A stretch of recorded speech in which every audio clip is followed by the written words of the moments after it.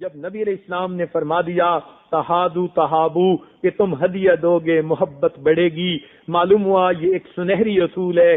دو لفظوں میں اللہ کے محبوب نے بڑی گہری باتیں سمجھا دیں، لہذا اپنی بیوی کو چھوٹی سی چیز کو بے شک ہدیہ دے دو۔ کہتے ہیں it's not the thing which count it's the thought, یہ تو سوچ کو دیکھا جاتا ہے، چیز کو نہیں دیکھا جاتا۔ آپ کی 5-10 جو ہے رینڈ کی کوئی چیز ہوگی تو اس سے کوئی اس بیوی کو غرض نہیں، غرض تو اس کو اس سے ہے کہ میرے میاں نے مجھے تحفہ اور ہدیہ لا کر دیا۔ ضروری نہیں ہوتا کہ ہر تحفہ کوئی ڈائمنڈ اور بڑا قیمتی ہو تب تحفہ بنتا ہے، نہیں، چھوٹی چھوٹی چیزیں بھی تحفہ بن جاتی ہیں۔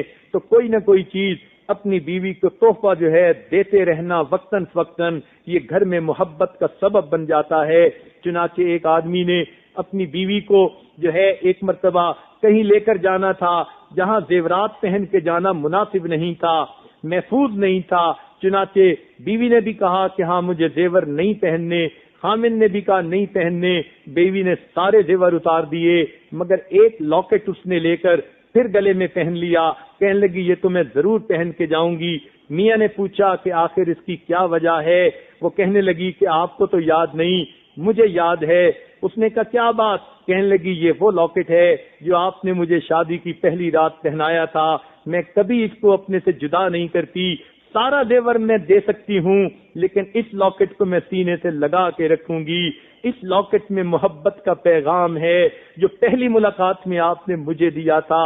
اس سے اندازہ کیجئے کہ بیوی اپنے میاں کے تحفہ کو کتنا عظیم سمجھتی ہے، اس لیے کہ وہ چیز تو چھوٹی ہوتی ہے مگر اس کے ساتھ جو محبت منسلک ہوتی ہے وہ اس چیز کو بڑا قیمتی بنا دیتی ہے۔ اور بیوی تو محبت کی جو ہے طلبگار ہوتی ہے، اس کو خاوند سے محبت ہی تو چاہیے ہوتی ہے۔ اس نے کوئی زیورات کو چوسنا تھوڑا ہوتا ہے یا گھر کی چیزوں کو اس نے کوئی جو ہے کہاں لے کے جانا ہوتا ہے، اس کو تو ہر چیز میں محبت ہی چاہیے ہوتی ہے۔ اس لیے کہتے ہیں کہ زلیخا نے اس کو یوسف علیہ السلام سے ایسی محبت تھی کہ اس نے ہر چیز کا نام یوسف ہی رکھ دیا تھا، گھر کی ہر چیز کو یوسف کہہ کے پکارا کرتی تھی۔ اسی طرح بیوی کا بھی معاملہ ہوتا ہے، اس کو خاوند سے محبت ہوتی ہے، ہر چیز میں اس کو خاوند کی محبت نظر آتی ہے۔ لہذا اگر آپ اسے وقتاً فوقتاً کوئی ہدیہ دیں گے تو یہ ہدیہ آپس میں محبت بڑھنے کا ذریعہ بن جائے گا۔ اور ویسے بھی حدیث پاک میں فرمایا گیا سب سے بہترین صدقہ وہ ہے جو انسان اپنے بیوی اور بچوں پہ خرچ کرتا ہے۔ علماء نے لکھا کہ اگر انسان اللہ کے راستے میں خرچ کرے تو بھی اتنا ثواب نہیں جتنا بیوی کو کوئی چیز لے کر دے اس کا ثواب ملتا ہے۔ تو معلوم ہوا کہ جب صدقہ میں سے بہترین صدقہ یہ ہے کہ انسان اپنے بیوی اور بچوں پہ خرچ کرے، تو پھر معلوم ہوا کہ یہ چھوٹا سا تحفہ صرف بیوی کو ہی پسند نہیں آئے گا بلکہ پروردگار کو بھی پسند آئے گا۔ میرے بندے نے اپنے گھر میں محبت کی فضا قائم رکھنے کے لیے، اپنے ان رشتوں کو جوڑنے کے لیے جن کو جوڑنے کا میں نے حکم دیا، میرا بندہ چھوٹا سا جو ہے یہ خرچ کر کے آیا ہے، تو سوچئے تو صحیح، ایک تو اللہ تعالیٰ راضی ہوئے کہ پروردگار نے صلہ رحمی کا حکم دیا، اور صلہ رحمی کی سب سے بہترین مستحق انسان کی بیوی ہوتی ہے جو زندگی کی ساتھی ہوتی ہے۔ تو یہ تحفہ دینا اللہ تعالیٰ کی خوشی کا بھی سبب بنتا ہے اور بیوی کی خوشی کا بھی سبب بنتا ہے، اور بیوی جب خوش ہوتی ہے تو پھر خوشیاں تو خود انسان کو ملتی ہیں۔ شاید دینا اتنا زیادہ نہیں ہوتا جتنا ریٹرن انسان کو زیادہ مل جاتا ہے۔ تو چالاک خاوند اس کام کو بہت اچھی طرح کرتے ہیں تاکہ ان کو بیوی کی طرف سے بھی محبتیں ملیں۔ یہ اللہ رب العزت کی جو ہے حکم بھی ہے اور اللہ کے محبوب کا حکم بھی ہے، ہدیہ دو محبت بڑھے گی۔ تو گویا حدیث پر بھی عمل ہوا۔ اس کو کہتے ہیں کہ آم کے آم اور گٹھلیوں کے دام، کہ آم بھی مل گئے اور گٹھلیوں کے دام بھی مل گئے۔ اللہ اور اس کے رسول بھی راضی، اور جب بیوی راضی ہوئی تو اپنا کام بھی بنا۔ اس کو اللہ تعالیٰ کی طرف سے یہ حکم سمجھ کے یا نبی علیہ السلام کی سنت سمجھ کے اس کام کو وقتاً فوقتاً کرنا چاہیے تاکہ گھروں سے نفرتیں نکلیں، گھروں سے جھگڑے نکلیں، شیطانیت گھروں سے نکلے، ہر وقت کی محاذ آرائی گھروں سے نکلے۔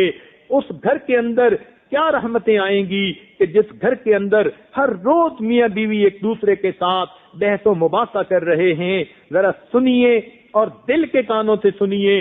نبی علیہ الصلوۃ والسلام نے ایک مرتبہ گھر سے باہر قدم مبارک رکھا اس نیت کے ساتھ کہ اللہ تعالیٰ نے ان کو 27 لیلۃ القدر کی جو رات ہے اس کا علم عطا کر دیا تھا کہ فلاں رات کو لیلۃ القدر ہے۔